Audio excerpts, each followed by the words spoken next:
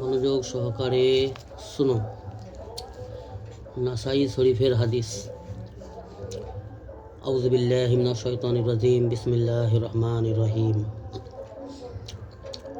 হযরত বুরাইদা রাদিয়াল্লাহু তাআলা আনহু বর্ণনা করছেন, রাসূলুল্লাহ সাল্লাল্লাহু আলাইহি ওয়াসাল্লাম ইরশাদ করিয়াছেন, একজন মুমিন বান্দাকে কতল করা, একজন নেক মুমিন বান্দা অথবা বান্দি আল্লাহ সুবহানাহু ওয়া তাআলার কোনো নেক মুমিন বান্দাকে কতল করা, খুন করা আল্লাহ তাআলার নিকট সারা দুনিয়া খতম হইয়া যাওয়ার হইতেও বেশি মারাত্মক। কি বলছেন? রাসূলুল্লাহ সাল্লাল্লাহু আলাইহি ওয়াসাল্লাম বলছেন, একজন মুমিন নেক আল্লাহর মুমিন বান্দা বান্দিকে কতল করে দেওয়া, কতল করা আল্লাহ তাআলার নিকট সারা দুনিয়া খতম হইয়া যাওয়া হইতেও বেশি মারাত্মক।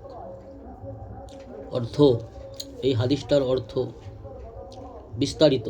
কি অর্থ? এই যে দুনিয়া খতম হইয়া যাওয়া মানুষের নিকট যেমন মারাত্মক, কোনো মানুষের কাছে একটা গ্রাম ধ্বংস হয়ে যাওয়া বা একটা পুরো পরিবার, পুরো ফ্যামিলি, সমস্ত ফ্যামিলি মেম্বার একসঙ্গে যদি ধ্বংস হয়ে যায় কোনো অ্যাক্সিডেন্টে বা কোনো ভূমিকম্পে বা কোনো ঘূর্ণিঝড়ে বা কোনো প্লাবনে, মানে বন্যায়, একটা পরিবার বা একটা গ্রাম, একটা পুরো দুনিয়া ধ্বংস হয়ে যাওয়া যেমনভাবে মানুষের কাছে একটা মারাত্মক ব্যাপার, চিন্তাজনক ব্যাপার, তাই না? আমরা কোনো মানে শুনি না যে এই ঝড় হবে, এই বিভিন্ন রকম ঝড়ের নাম শুনি, কি আইলা আর কি আমফান, এই কিছু না যেগুলো হয়ে গেছে। যারা আবহাওয়া দপ্তর বলে দেয় এত কিলোমিটার বেগে ঘূর্ণিঝড় হবে, মারাত্মক ক্ষতির হওয়ার সম্ভাবনা, তো আমরা কত চিন্তায় পড়ে যাই, তাই না? যে কত ঘরবাড়ি পড়ে যাবে, কত ক্ষতি হয়ে যাবে। তো পুরো দুনিয়া খতম হয়ে যাওয়া মানুষের নিকট যেমন একটা মারাত্মক চিন্তাভাবনার বিষয় বা চিন্তার বিষয়, তেমনভাবে আল্লাহ সুবহানাহু ওয়া তাআলার কাছে একটা মুমিন কতল হয়ে যাওয়া ইহা হইতেও বেশি মারাত্মক। মানে এখানে কি বোঝাতে চাইছে রাসূল সাল্লাল্লাহু আলাইহি ওয়াসাল্লাম? কি বোঝাচ্ছেন আমাদেরকে? যে একজন নেক মুমিন আল্লাহর প্রিয় বান্দা বান্দি, একজন আল্লাহর প্রিয় নেক বান্দা বান্দিকে যদি কেউ কতল করে, মানে খুন করে, আল্লাহ সুবহানাহু ওয়া তাআলা ওই কতল কারনেওয়ালা বান্দার উপর প্রচণ্ড রাগান্বিত হয়, নারাজ হয়ে যায়। অর্থাৎ কতল করা কবিরা গুনাহ।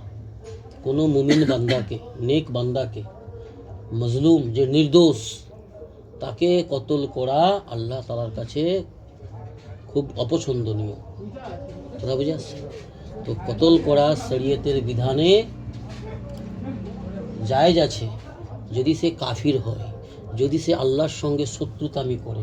যেমন আমাদের সমাজে এখন দেখতে পাই, কোরআনকে কেউ অবমাননা করছে, কেউ রাসূলুল্লাহ সাল্লাল্লাহু আলাইহি ওয়াসাল্লামকে কটূক্তি করছে, আজে বাজে নোংরা ভাষা বলছে। আমাদের সমাজে কিছু মানুষ আছে যারা মানুষের রূপে, তারা মানুষ নয়, তারা পশুর থেকেও নিকৃষ্ট, যারা রাসূলুল্লাহ সাল্লাল্লাহু আলাইহি ওয়াসাল্লামের মা তুলে বা আজে বাজে নোংরা নোংরা ভাষায় কথা বলে। আমাদের হিন্দু সমাজ ভাইদের মধ্যেও আছে, আবার মুসলমান সমাজেও আছে। কেউ মুখে প্রকাশ করে, কেউ আবার মনে মনে বলে, তার কর্মতে বোঝা যায়।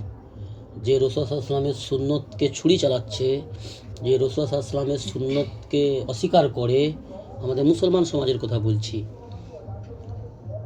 তো সে রাসূল সাল্লাল্লাহু আলাইহি ওয়াসাল্লামের সুন্নতে ছুরি চালালো। অর্থাৎ সে নোংরা মুখে কিছু বলছে না, কিন্তু সে কাজে বাস্তবায়ন করছে। অর্থাৎ যারা আল্লাহর দিন ইসলামকে নিয়ে ঝিলিমিলি খেলে, আল্লাহ সুবহানাহু ওয়া তাআলার বানানো বিধান ইসলামকে নিয়ে যারা ঝিলিমিলি খেলে বা যারা কটূক্তি করে, অবমাননা করে, তাদেরকে কতল করা ইসলামের বিধানে জায়েজ আছে। যারা আল্লাহর দুশমন, রাসূলুল্লাহ সাল্লাল্লাহু আলাইহি ওয়াসাল্লামের দুশমন, দিন ইসলামের শত্রু, কোরআনের শত্রু, তাদেরকে কতল করা, খুন করা ইসলামে জায়েজ আছে। তো মাফ করে দেওয়া আরও বেটার, আরও ভালো। কথা বুঝে আসছে? মাফ করে দিলে হয়তো সেই ব্যক্তি আল্লাহ যদি চায় আল্লাহ তাকে হেদায়েত দিতে পারে, ঠিক আছে। কিন্তু একজন মুমিন মুসলমানকে, নেক বান্দা যে নির্দোষ, তাকে কতল করে দিচ্ছে। আজকাল সমাজ এরকম হচ্ছে না, হয়নি? খুন করে দিচ্ছে। মুসলমান নামে মুনাফিকরা করতেছে মুসলমানদেরকে কতল, মুমিন মুসলমানদের। তারপরে অমুসলমান যারা যারা গায়ের কম, যারা ইসলাম বুঝে না, আল্লাহর ভয় যাদের অন্তরে নেই, তাদের কথা তো আলাদা, তারা তো করছেই, তারা তো আল্লাহর কাছে ধরা পড়বেই, তারা তো আল্লাহর কাছে মুজরিম হবে। কিন্তু মুসলমান নাম নিয়ে মুনাফিক অর্থর নেশায়, কোনো পদ পাওয়ার জন্য, কোনো কুর্সি পাওয়ার জন্য, কোনো একটা নেতা হওয়ার উদ্দেশ্যে